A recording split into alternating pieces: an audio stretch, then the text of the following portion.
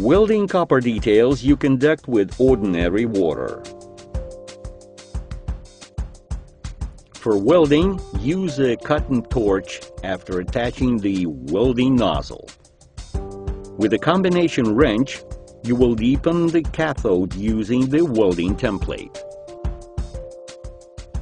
When welding copper details with a thickness of more than 3 mm, you must use mode 2, and we recommend setting the current indicator of mode 1 to position 2.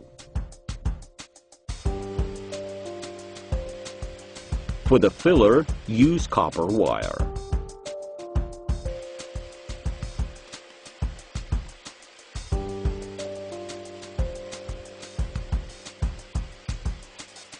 First, warm the welding point. Use a soldering method for copper details up to 3 mm thick.